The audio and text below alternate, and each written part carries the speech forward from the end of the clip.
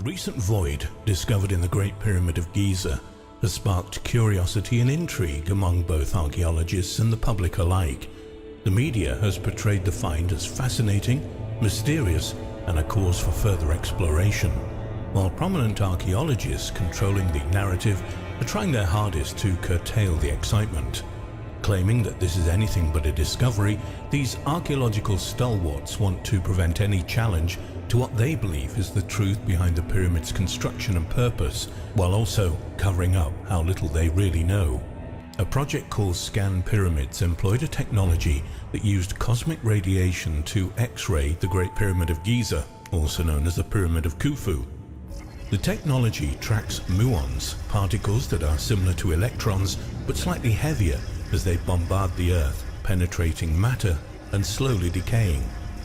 Using machines that can detect these particles, the team of scientists at Scan Pyramids monitored muons hitting the pyramids, noticing an excess of energized particles in a particular spot inside the pyramid. This provided evidence of a void about 100 feet long that could be anything from a chamber to a tunnel or just empty space. This muon monitoring machine isn't novel, though the technology surrounding it is improving. It has been used since the 1960s when Dr. Luis Alvarez used the technology to search for chambers in the Chephren Pyramid at Giza. Though they're not making any extravagant claims about the discovery while using an ambiguous word to describe it, that hasn't stopped others from completely invalidating their find. Zahi Hawass, the de facto mouthpiece of the Egyptian Ministry of Antiquities and the mainstream narrative of Egyptology, said that this recent discovery doesn't contribute anything to our understanding. They found nothing. This paper offers nothing to Egyptology. Zero, Hawass said. Whether or not this discovery turns out to be profound or provides insights into how the pyramids were built is somewhat irrelevant for the sake of this argument. What is relevant is the tone of Hawass's statement and his completely discouraging sentiment. Firstly, any previously unknown void inside the pyramid that hasn't been explicitly mapped or included in the known schema is a discovery, even if the void isn't incredibly surprising because it was theorized or expected to be there. That doesn't negate evidence of its existence and the fact that it was discovered. This type of attitude not only discourages action to investigate what the void could possibly be, but it also dampens any motivation to examine other areas of the pyramids that could have previously unknown characteristics. Hawass's statement is reflective of his authoritarian control of Egyptology in general. Over the course of his career, he's come under considerable criticism, including legal action that almost resulted in jail time for a number of transgressions related to his work. Known for his egocentricity and ostentatiousness, he has used his position to make a fortune, often ignoring conflicts of interest between his government role and private payments. Meanwhile, he's known for denying credible archaeologists the opportunity to study the pyramids, while pushing them for speculating about their discoveries without first deferring to him. He has a reputation of holding a tyrannical rule over Egyptology, while commanding media coverage and taking credit for discoveries without mentioning the organizations that funded them. He's bypassed major museums that refuse to charge extra for what he deems to be exceptional exhibits, while also endangering Egyptian antiquities by shipping them overseas without the Egyptian government's consent. It is this type of attitude controlling the narrative around ancient Egypt and the pyramids that is so quick to cast doubt on any new and exciting discoveries. At the same time, Hawass is credited with changing the perception of Egyptology from a dull, abstract study to the exciting and mysterious reputation it has today, just as long as he's at the forefront of any major revelations. Whether one accepts the dominant narrative that the pyramids were built by the Egyptians for Pharaoh Khufu or some alternative theory boils down to personal belief. But the reality is that there isn't a truly solid explanation that is widely agreed upon. There are holes in every theory, and often the competing ones are devised by archaeologists with limited understanding of engineering or vice versa. The story that most of us were taught in school involves the slave labor of thousands of men moving massive stone blocks, chiseled by wooden mallets that were somehow dragged up a ramp to construct a 455-foot pyramid. We were told that it was built as a tomb for this mysterious pharaoh, of whom little is known, and filled with all the necessary accoutrements for his journey into the afterlife.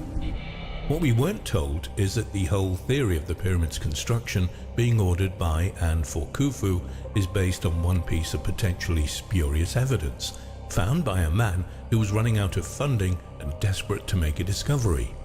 Could Richard Weiss have forged the cartouche that supposedly marked the Great Pyramid as Khufu's? Probably. The other details that are left out are the numbers that show just how astounding it would have been for a civilization that didn't use wheels to construct such a gargantuan and perfectly engineered structure. The fact that 2.3 million stone blocks, ranging from 2.5 to 80 tons, were transported 500 miles before even being set into place is astounding. And we're told that the pyramid was built in around 20 years, meaning tens of thousands of laborers would have had to have worked both night and day, setting one stone in place about every 3 to 5 minutes to achieve this feat. While they were moving these massive stones with very primitive technology, there had to have been many highly talented engineers overseeing the process so that they could achieve the perfect orientation and accuracy of its dimensions, an accomplishment that would be incredibly difficult today with modern technology. The Great Pyramid is oriented precisely to the true cardinal directions, just slightly off by 4/60th of a degree. The opening of the joints between the massive stone blocks is on average 0.5 millimeters wide. The ratio of the perimeter to the height of the pyramid is accurate to better than 0.05%, and the base of the pyramid is completely flat to within 0.6 inches. This comprehension of mathematics is mind-boggling, as is the fact that there was no discovery of the concept of pi for another couple of thousand years, but they would have had to have used it with this level of construction. Even the ancient Greeks debated over how the pyramids were built. After Herodotus visited ancient Egypt in 450 BC, he returned believing machines were involved, though it's unclear what those machines were. This is the information that isn't often mentioned or known about by the vast majority of people, who simply take it as a fact that a primitive society was able to manage such an engineering marvel. Was it actually possible to execute this with such base technology? Maybe, but there seems to be some piece of the puzzle missing, and discovering the search for the truth is not beneficial to anyone, except those who wish to control the narrative for their own personal reasons or a larger, concerted restriction of knowledge. Of the many accounts in the Bible of strange happenings and otherworldly occurrences, the story of Ezekiel is one of the more fascinating, especially when looked at through the lens of modern technology. When biblical texts are interpreted through this perspective in general, an interesting picture emerges of the possibility that our ancient ancestors were actually visited by an advanced race rather than gods. This idea, known as the ancient astronaut theory, sees Ezekiel's vision of the Merkaba, or wheeled chariot, as more likely to be a spaceship or space shuttle used by an advanced species to reach out to humans. Erich von Däniken is one of the biggest proponents of this theory, providing a very compelling argument for an alternative interpretation of the book of Ezekiel. So compelling that his theory even reversed the entire thesis of a NASA scientist book aimed at disproving his claim. In the 1970s, Erich von Däniken was invited to a secret speech at NASA where he met Joseph M. Blurich. The two spoke about von Däniken's ancient astronaut theory from his book Chariots of the Gods, notably the idea that Ezekiel's vision was that of a space shuttle rather than a divine chariot. This conversation led Blumrich on a mission to disprove von Däniken's seemingly absurd theory. So he did some research of his own and started writing a book. However, the evidence was overwhelming and Blumrich had an epiphany. Ezekiel was undoubtedly describing an advanced spacecraft. Blumrich even used Ezekiel's description of the craft to patent his own version of an omnidirectional wheel. Ezekiel is a key figure in Judaism, and is also prominent in other Abrahamic biblical texts. Ezekiel was brought to Babylon in the first captivity of Israel and is described as a prophet. One of the interesting characteristics of the book of Ezekiel as a biblical text is that it is written using the pronoun I, clearly showing it is written by Ezekiel himself as a first-person account, unlike many biblical texts written in the third person. This seems to lend a little more credit and personality to the story as it is told shortly after its occurrence. Ezekiel describes seeing a wheeled chariot descend toward him from the sky, piloted by beings with the likeness of a man. While many biblical versions of the story describe this being on the chariot as God, von Daniken points out that the original Hebrew version never mentions God. This word was added later. Ezekiel's description of the wheeled chariot landing sounds much like that of the landing of a spacecraft.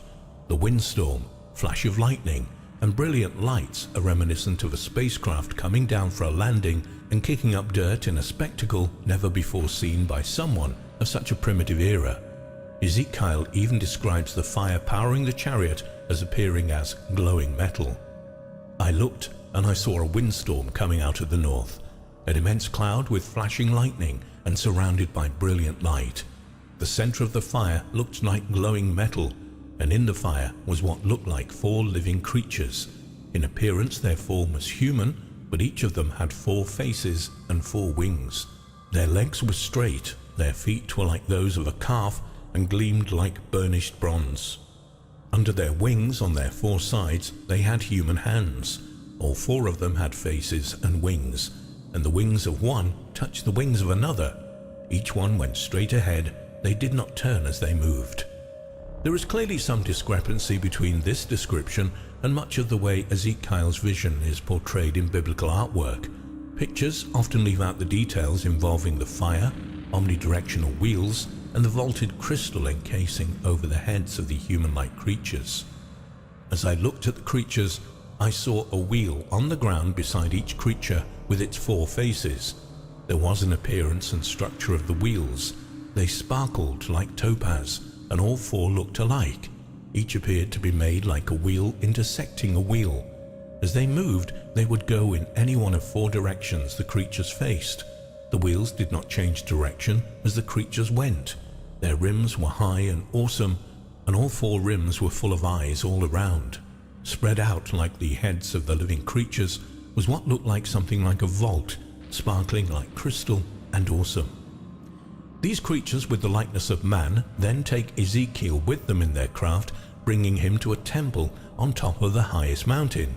During his flight there, Ezekiel mentions feeling the hand of God on him, which could be interpreted as the forces of gravity or G-forces felt when lifting off. He is taken to these beings' temple, which is likely a staging area or city where they reside. Throughout an array of biblical stories, the Ark of the Covenant presents itself as an artifact of interest for von Daniken's theory, but its mention in the Kebra Nagast, an account of Christianity in Ethiopia under King Solomon, is where he sees the most relevancy. In this account, he says that it was known that King Solomon had flying machines that weren't mentioned in the Bible, as well as possession of the highly coveted Ark. These texts note that people were afraid of the Ark, as it often killed those who were in close contact with it. Was this because it was radioactive or electrically charged? Was the Ark of the Covenant a plutonium reactor? Eric von Daniken says that he believes there are other Bible verses that fit into his ancient astronaut theory, including some that hint at similar temples or landing areas for spacecraft, much like the one Ezekiel was brought to. One such temple, known as the Chavan de Huanta, can be found in Peru, sitting thousands of feet high on a mountain from a culture which of little is known. The temple is decorated with winged figures and sculpted heads that appear to be wearing helmets. Von Daniken says he believes those to be of a similar origin to those described by Ezekiel in the Bible. Is this actual evidence of ancient astronauts or an imaginative theory?